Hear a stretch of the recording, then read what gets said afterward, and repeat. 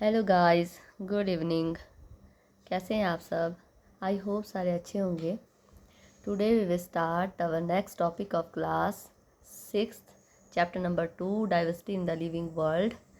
The topic is know a scientist. इससे पहले हमने बहुत सारे टॉपिक देख लिए थे, 4-5 वीडियो हमने इसमें बना ली थी। How to group the animals से लास्ट टॉपिक था, जिसमें हमने एनिमल्स को कैसे ग्रुपिंग करते हैं उसके बारे में देखा था। ठीक है, तो अगला जो हमारा टॉपिक है that is know a scientist. कोई साइंटिस्ट थी एक, उनके बारे में हम जानेंगे इसमें, जिनका नाम था जानकी अम्मल। और उनका जो बर्थ हुआ था 1897 में हुआ था और डेथ जो है 1984 में हुई थी। ठीक है, इंडियन बॉटनिस्ट थे ये, dedicated to environment work and have that document and preserve Indian rich plant biodiversity. तो ये इन्होंने जो है अपना पूरा जीवन प्लांट को प्रिजर्व करने के लिए लगा दिया था। मतलब प्लांट की बहुत सारी ऐसी स्पीशीज़ जो है उनका रिकॉर्ड बनाने के लिए और उनको एक तरीके से डॉक्यूमेंटेशन करने के लिए ये फेमस थी। ठीक है, she play the key role in save silent valley. तो साइलेंट वैली कहाँ है? केरल साइड जो है साइलेंट वैली बोलते हैं। उस साइड की जितने भी प्लांट थे उनको सेव करने के लिए इनका विशेष रोल है। As the head of the botanical survey of India she initiated the programme to document the plant diversity of India. तो उन्होंने सबसे पहले प्रोग्राम स्टार्ट किया था कि किस तरीके से जो है जितने भी प्लांट्स हैं, जो डाइवर्सिटी है इंडिया में प्लांट्स की, उसको डॉक्यूमेंटेड किया जाए। डॉक्यूमेंटेड का मतलब उनका रिकॉर्ड बनाया जाए। ठीक है, किसी कागज़ के ऊपर उनकी पिक्चर्स जो है और उनका रिकॉर्ड रखा जाए, that is called the documentation. Success story save the silent valley movement. तो एक मुहिम चलाई गई थी कि किस तरीके से साइलेंट वैली को जो है बचाया जाए। This is the real story of forest in Palakkad district of Kerala. तो केरला में एक डिस्ट्रिक्ट है पलक्कड़, वहाँ की एक रियल स्टोरी है ये। It is about preserving the untouched beauty of the most evergreen forest and it's rich biodiversity. तो ये क्या है, इसमें क्या दिया गया है, एक अनटच्ड ब्यूटी, जो मतलब किसी को पता नहीं था उस ब्यूटी का, मॉइस्ट एवरग्रीन फॉरेस्ट है और उसकी जो रिच बायोडाइवर्सिटी है उसको प्रिजर्व करने के बारे में इसमें बताया गया है। ठीक है, कि कैसे वो जितने भी प्लांट हैं, एनिमल हैं, उनको कैसे प्रिजर्व किया जाए।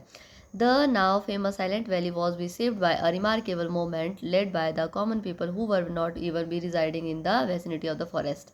तो वहाँ के जो कुछ फेमस लोकल जो लोग थे ना, उन्होंने इस वैली की बायोडाइवर्सिटी को बचाने के लिए विशेष रोल किया था। मतलब उन्होंने अपना पूरा जीवन इसी को समर्पित कर दिया कि हम यहाँ की जितने भी प्लांट डाइवर्सिटी है उसको हम बचाएंगे, उसको हम ख़त्म नहीं होने देंगे। The battle against the proposal of the hydro electric dam across the Kunthipuzha river persisted for 10 year. तो ऐसा वो क्यों आए, मतलब एक साथ क्यों आए वो सारे लोग? क्योंकि वहाँ पर एक गवर्नमेंट ने एक हाइड्रो इलेक्ट्रिक डैम प्रोजेक्ट वो बना रहे थे। ठीक है, तो हाइड्रो इलेक्ट्रिक डैम प्रोजेक्ट का मतलब है, मतलब पानी से बिजली तैयार करना। ठीक है, तो उसके लिए बहुत ज़्यादा बड़ा एरिया चाहिए। तो जितना भी एरिया जिसमें प्लांट्स होंगे तो वो सारा डूब जाएगा पानी के अंदर। तो इसके अगेंस्ट जो है इन लोगों ने आवाज़ उठाई थी और 10 सालों तक जो है वो चला था। At that time people use all the possible available means such as the widespread awareness programme, letter to editor, article in newspaper, seminar and petitions and appeal in court and the movement was successful in saving the silent valley। तो ये इन्होंने इन लोगों ने जो है बहुत ज़्यादा awareness फैलाई, लोगों के बीच में प्रोग्राम किए, लेटर दिए एडिटर को, आर्टिकल लिखे, न्यूज़पेपर में छापे और सेमिनार किए, ताकि और कोर्ट में भी जो है इसका केस गया ताकि इसको जो आपके साइलेंट वैली है उसकी बायोडाइवर्सिटी को बचाया जा सके। ओके, और बाद में ये सक्सेसफुल भी हुए थे। नेक्स्ट है plant animal in the different surrounding.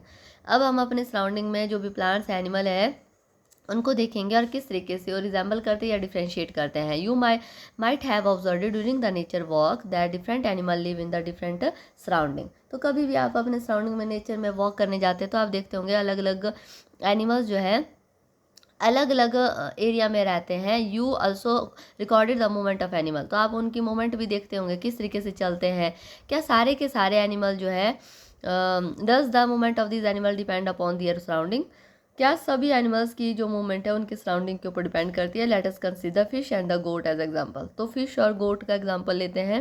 fish live in the water, okay, and the goat in the land, and they have streamlined body and fin on the movement in the water. तो water में चलती है तो इनकी streamline body होती है, सुडोल body होती है, स्ट्रीमलाइन का मतलब सुडोल, ठीक है। और इसके साथ इनमें फिन्स होते हैं, पंख होते हैं, जिसकी हेल्प से ये वाटर को क्या करती है, पीछे फेंकती है और ये आगे की तरफ को दौड़ती जाती है। Goat live in the grassy area with the help of the legs and the size of the shape of the animal also different from one another. तो इनकी साइज है, शेप है, वो भी एक दूसरे से वेरी करती है, ठीक है।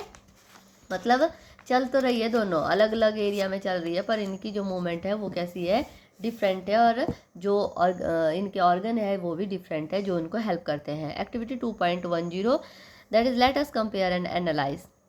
टेबल 2.6 में बहुत सारे आपको इसमें जो है अलग अलग सिचुएशन दी है, डेजर्ट दिया है, माउंटेन दिया है, ओशन दिया है, फॉरेस्ट दिया है, कोई और भी सिचुएशन आप ले सकते हैं कि उनमें कौन से एनिमल प्लांट पाए जाते हैं, उनको आपने लिखना है। Let us name the plant animal you have and your classmate observe in this region and already know about, for example are given and you can add more.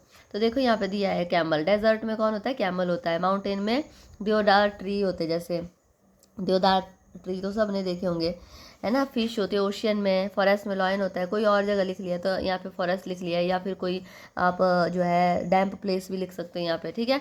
तो यहाँ पर जो है डेजर्ट में और कौन सा होता है, जैसे मैंने यहाँ पे फॉक्स भर दिया, तो डेजर्ट में फॉक्स भी होती है, माउंटेन में पाइनस ट्री होते हैं, ओशियन में टर्टल भी होता है ना, कछुए होते हैं, और फॉरेस्ट में लॉयन के साथ डियर भी होते हैं। और अगर आप एनी अदर यहाँ पे प्लेस रेफर करना चाहते हैं तो यहाँ पर आप लिखोगे डैम्प प्लेस, ठीक है।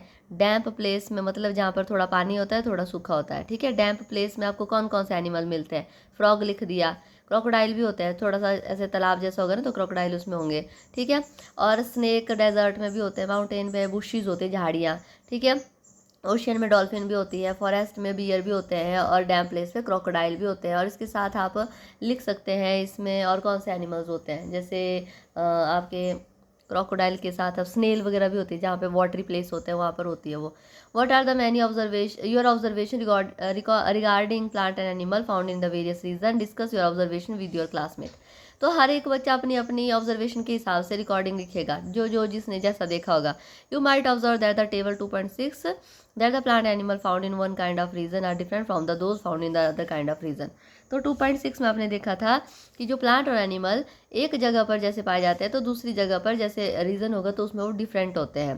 During a discussion in the class room Alex recall that he observe the cactus plant and thick and fleshy stem in the desert of Rajasthan. तो क्लास डिस्कशन में एलेक्स ने उसको याद आया कि जब वो डेजर्ट में गया था तो उसने वहाँ पर कैक्टस का प्लांट देखा था, जो कि थिक एंड फ्लैशी स्टेम थी उसकी। थिक का मतलब मोटी, फ्लैशी का मतलब ऐसे सॉफ्ट जैसी और चमकीली जैसी, ठीक है। ऐसे जब उसको काटेंगे तो उसमें से ऐसे मोटा सा पोर्शन निकलेगा, ठीक है। तो ये वाली स्ट्रक्चर दी हुई है ना।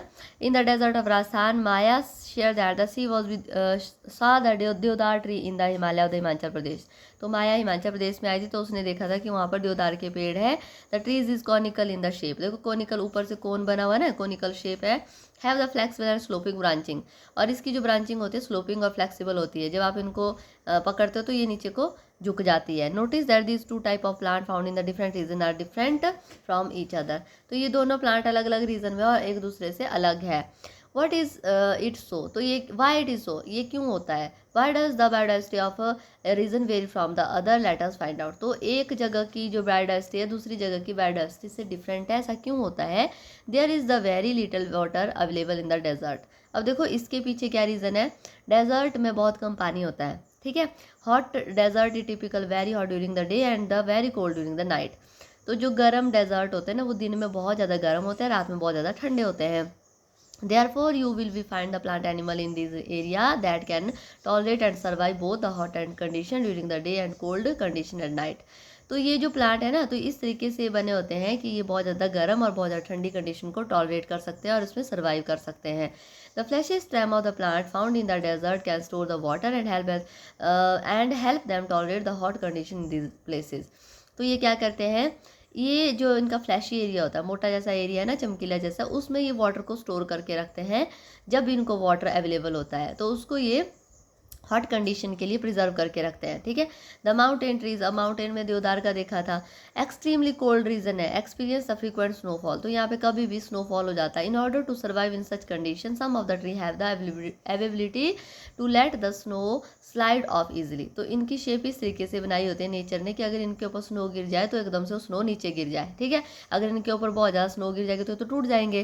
तो इस तरीके से इनकी जो बॉडी होती है स्लोपी बनी होती है। Conical shape and the sloping branching of the deodar trees enable them to so easily, तो इसकी जो शेप है इसकी वजह से ये इजीली माउंटेन के ऊपर ये सर्वाइव कर पाते हैं। Okay, you must have understood by now that the biodiversity varies from region to region because of the diverse condition, तो अब आपको पता चल गया होगा कि बायोडाइवर्सिटी जो है वेरी क्यों करती है रीजन टू रीजन, ठीक है। क्लाइमेटिक कंडीशन के ऊपर डिपेंड करता है। Look at the image of the camel from the hot desert of the Rajasthan and the camel from the cold desert of the Ladakh, तो ये दो तरीके के दिए हुए हैं, ठीक है। हॉट डेजर्ट ऑफ राजस्थान का आप कैमल देखोगे तो आपको कुछ अलग दिखेगा, और जो cold desert of Rajasthan Ladakh का देखो तो वो अलग दिखेगा, है कैमल ही दोनों, ठीक है। What are the difference you observed it between them? What advantages do these differences provide to these animals और these camels? तो इनमें क्या differences है और इनकी जो differences की वजह से इनको क्या फ़ायदा होता है, ठीक है। The camel in the hot desert has long leg with the wide hooves, देखो तो जो डेजर्ट में होते हैं ना, हॉट डेजर्ट में उनकी टांगें जो है लंबी होती है, ठीक है। और इनके जो हूफ होते हैं ये होते हैं, और नीचे जो खुर बोलते हैं आप, वो जो है चौड़े होते हैं। वो चौड़े क्यों होते हैं? क्योंकि वो रेत के ऊपर चल सके। Alex share that his grand mother told him that the long legs and the wide hooves help them camel to walk on the sandy desert without sinking into the sand, तो ये जो है मतलब अगर सैंड कैसे होती है, अगर उस पर पाँव रखोगे तो नीचे दब जाएगा ना पाँव, तो ये जो इनका जो चौड़ा हुफ होता है इसकी वजह से आराम से उस जो सैंड होते हैं उसके ऊपर चल सकते हैं। On the other hand the height and the leg of the camel in the cold area comparatively shorter and those found in the hot desert, तो जो कोल्ड रीजन में है उनकी जो टांगे होती है वो कैसी होती है? छोटी होती है। These short legs allow them to walk easily in the mountain region, तो ये छोटी जो टांगे होते हैं इनकी वजह से ये आराम से कोल्ड माउंटेन के ऊपर चल पाते हैं। Okay, in desert food is not available easily, तो डेजर्ट में क्या होता है? फूड जल्दी अवेलेबल नहीं होता है। Camel store food in their hump, तो कैमल क्या करते हैं? हम्प का मतलब तो कुब्बड़, ठीक है, जो इनके पीठ के ऊपर होता है ना ये हम्प, इस हम्प के अंदर जो है इन्होंने पानी स्टोर करके रखा होता है। तो कई बच्चे सोचते हैं कि पानी क्या स्टोर करके थैली होती है, एक्चुअल में इसमें कुछ सेल्स होते हैं ऐसे, वो जो सेल्स होते हैं वाटर को एब्जॉर्ब करते हैं, ठीक है। तो वो सेल क्या करते हैं? वाटर को एब्जॉर्ब करने का काम करते हैं। जब भी इसको पानी नहीं मिलता है तो इसकी बॉडी की डिमांड उन्हीं सेल से कंप्लीट होती है, तो इसको प्यास नहीं लगती है। Okay, camels store food in their hump and camel in the hotter desert have one hump each that help them to survive during the scarcity of food. Camel in the cold desert have the two humps each. तो ये तो हो गया hot desert में जो है जो camel होते हैं उनमें एक हम्प होता है जिसमें वो पानी स्टोर करके रखते हैं। जब भी उनको पानी की जरूरत होती है तो उसको वो यूज़ कर लेते हैं, उनकी बॉडी उसको यूज़ कर लेती है। जबकि कोल्ड रीजन में जो कैमल है उनके ऊपर दो हम्प होते हैं। These two humps shrink in later winter because there is not much food available in the cold desert. अब देखो जब वो मतलब ठंडी आती है ना बहुत ज़्यादा, तो उस टाइम उनको खाने को नहीं मिलता अच्छे से, तो उस टाइम उनकी जो बॉडी का जो एक हम्प होता है ना वो श्रिंक हो जाता है, ठीक है, सिकुड़ जाता है। And they have to use the food store in their hump and during that time, उस टाइम में उनकी बॉडी जो है उस हम्प का जो भी फूड उसमें स्टोर होगा उसको यूज़ कर लेगी पूरी body. Moreover they grow long hair from head to neck, और उनकी बॉडी में उनके सिर से लेकर के गर्दन तक बहुत लंबे लंबे बाल होते हैं। Which help them to survive the cold winter of Ladakh, जिसकी वजह से वो ठंडे रीजन जो लद्दाख है वहाँ पर सर्वाइव कर पाते हैं। What other features can help camel to survive in the desert, तो दूसरा और कौन सा फीचर है जिसकी वजह से वो डेजर्ट में जो है सर्वाइव कर पाते हैं। Other student also start sharing their observation. Kashi from Rajasthan say that the camel excrete small amount of urine, तो एक ये भी है कि वो जो है बहुत कम यूरिन पास करते हैं। एक्सक्रीट का मतलब है पास आउट करना। Small amount of urine during their dung is dry, और उनका जो गोबर होता है ना वो बहुत ही सूखा होता है। They do not we sweat, और साथ में उनकी बॉडी से कोई स्वेटिंग नहीं होती, पसीना नहीं आता उनको। As camel do not we lose much water from their body, जिसकी वजह से ये क्यों होता है ऐसा? क्योंकि उनकी बॉडी से ज़्यादा वाटर लॉस ना हो सके। अगर ये सारी चीज़ें नॉर्मल जानवर की तरह होने लगे तो उनकी बॉडी से जो है बहुत ज़्यादा वाटर लॉस हो जाएगा और वो तो मर जाएंगे, ठीक है। And they can survive for many days without drinking water. तो इन्हीं जो अवेबिलिटी की वजह से जो भी इनके पास नेचर ने दिए हुए हैं उसकी वजह से ये बहुत दिनों तक बिना पानी पिए जो है रह सकते हैं। Maya talk about the sing the plant with beautiful bright flowers rhododendron in the shola forest of Nilgiri. तो ये तो आपने भी देखा होगा, रोडोडेंड्रॉन क्या होते हैं, बुरांस के फूल होते हैं ना, बाजार में भी मिलते हैं, ठीक है, इनका जूस मिलता है। तो माया बोलती है कि मैंने जो है बहुत ही सुंदर ब्राइट कलर के रोडोडेंड्रॉन देखे हैं शोला फॉरेस्ट, नीलगिरी में एक शोला फॉरेस्ट है वहाँ पर। Here rhododendron are the shorter height and have the smaller leaves to survive through the heavy winds on mountain tops। तो इन रोडोडेंड्रॉन की जो हाइट होती है छोटी होती है, ज़्यादा लंबे नहीं होते और छोटी छोटी इनकी पत्तियाँ होती है, जिसकी वजह से ये जो है ज़्यादा विंडी और जो माउंटेन टॉप है वहाँ पर ये सर्वाइव कर पाते हैं। However Pema who is from the Sikkim से एक लड़की है Pema, mention that she has observed rhododendron in the nearly mountain to be taller. तो उसने जो है अपने एरिया में देखा, सिक्किम में रोडोडेंड्रॉन ही देखा, तो उसने बोला कि वो कुछ अलग होता है। So even plant such as rhododendron में exhibit different feature in the different region to survive the condition of those region. तो उस रीजन में जो प्लांट्स है उनका जो फीचर है वो डिफरेंट है एज कम्पेयर टू जो आपका दूसरे रीजन में है जो नीलगिरी फॉरेस्ट में है। ओके, तो यहाँ तक हम इसको करेंगे, इससे अगला जो टॉपिक है वो नेक्स्ट क्लास में हम स्टार्ट करेंगे। So thank you so much, please watch my videos, thank you.